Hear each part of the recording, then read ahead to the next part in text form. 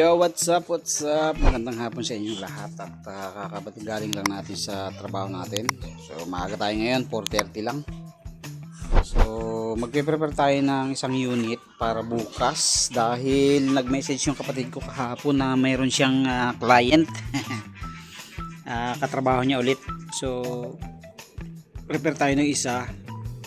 Tapos dadalhin na natin sa IPSA bukas. So sasalubungin na natin siya sa kakatagpuin na natin siya sa gate kasi siya nang magde-deliver nito. Bahala na siya dito bukas. So i-prepare lang natin. Ito na yung mga gamit niya. Ayan. Freebies. Tapos yung pansundot gagawa pa rin tayo. Tapos yan ay titiplo na natin para fix natin. Tapos ito bubutasan lang naman natin ito. So prepare na muna natin yan. So kabit muna natin yung gate valve natin. Tinitiplo natin yan para walang leak. So na-leak test naman na natin lahat yan. Wala na tayong problema sa leak nyan. Lahat yan ay na-leak test na natin.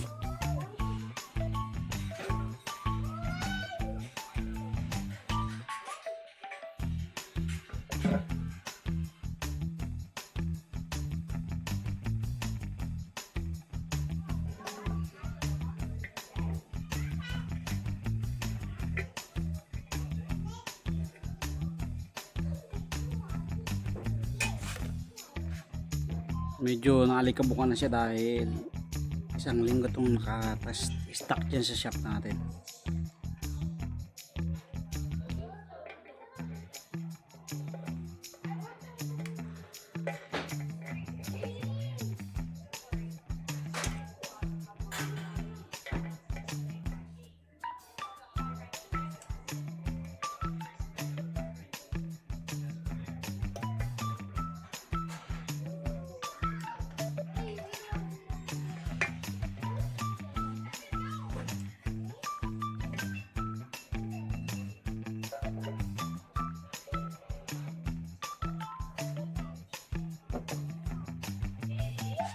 Okay, so ito na.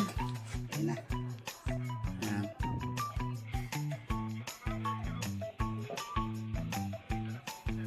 Tapos sukat pala natin yung pan para sure ball kung maluwag ba o mahigpit. Okay lang na medyo maluwag. Ayan, sakto. Para kung sakali man yung may-ari na lang mag-a-adjust niyan.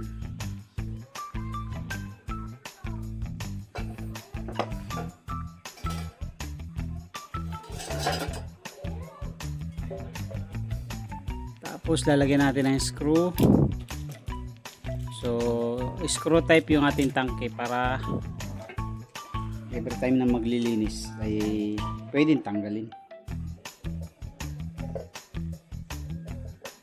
So naka-thread yan mga kaduit. Naka-thread.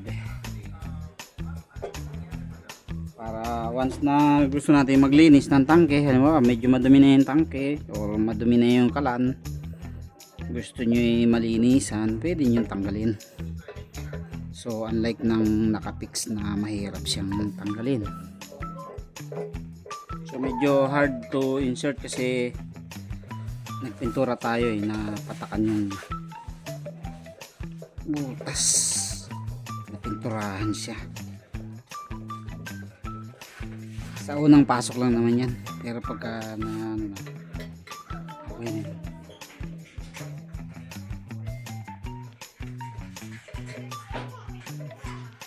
Okay, so yun na. So sentro as you can see, sentro dito. Tapos next natin ay bubutasan natin tong set. So kaya ganito yung ginagawa ko. Pwede naman kasi akong magawa ng bakal na lang.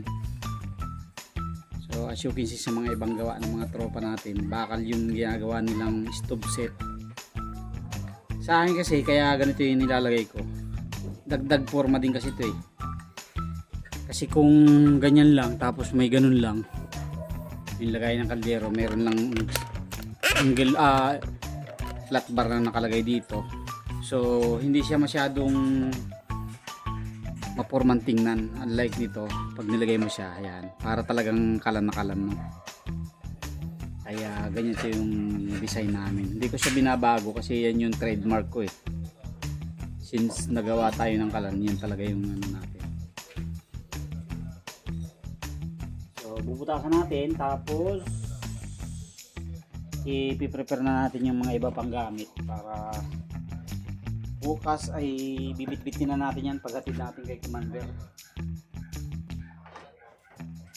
Alas 7 kasi ang labas ng brother ko eh sa work niya. Ngayon siya nang magde-deliver niya. Sabi ko sa kanya, ikaw na mag-deliver kasi marunong din naman yun. Tinitesting din niya pagka siya magde-deliver. Tapos siyempre meron din siyang kaunting panggasolina sa atin. Ayan. So yung takip pala nito, so ang nilalagay ko palang takip dito, alam mo nyo yung sa mga soft drinks, sa Sting, sa Mountain Dew, suwak na suwak yan sa 3/4 dito, yan o. Naglalak pa yan. Ayan. Ayan. Suwak yan mga kaduit. Kaya bubutasan nyo lang ng konti dito para sumingaw siya, magkaroon siya ng breather. Ayan. Ganda tingnan, di ba? Kahit sabihin mo na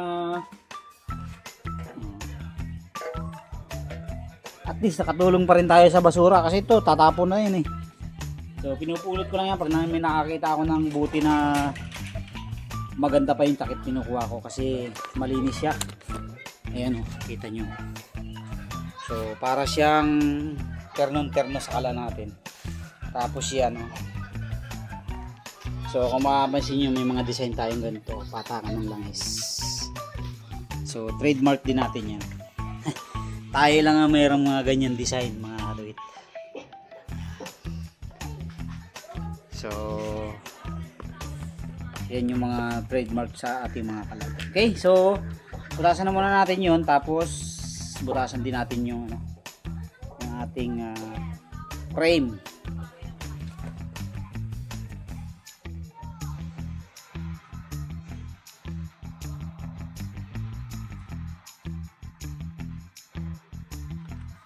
Ito natin bubutasan siya.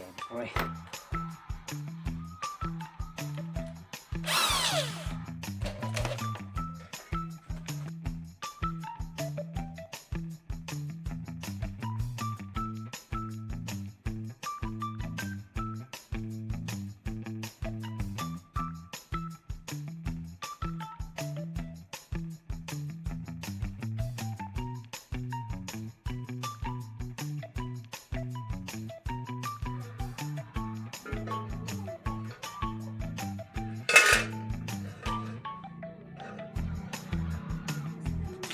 So, butasan natin ng dos. Ito na.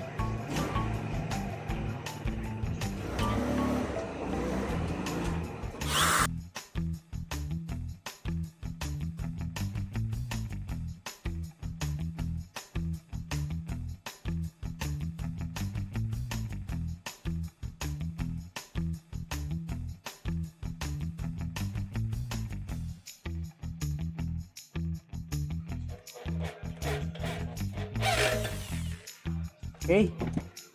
So, yan na mga kabit. Ayos na yan. Ready for ano na yan. For deliver na yan bukas. So, ito pala yung takip niyan.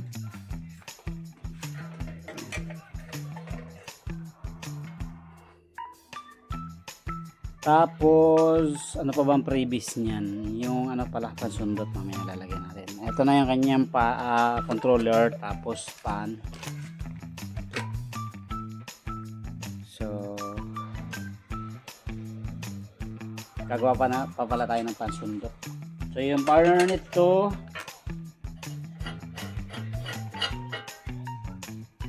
ayan, ang burner nito ay dito ay 12.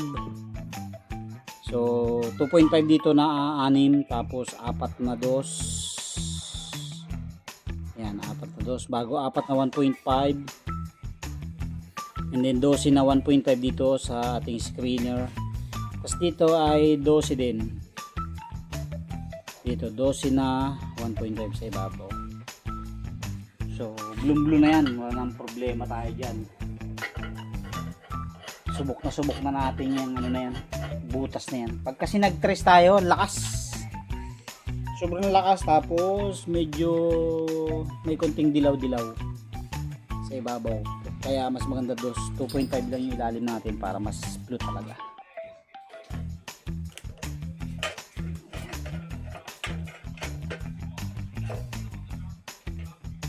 So mayroon din mga minsan hindi pantay-pantay yung kanyang mga ganito. Ngayon mababa yung kabila bago mataas, katulad niya, no? Tapos dito medyo stiff.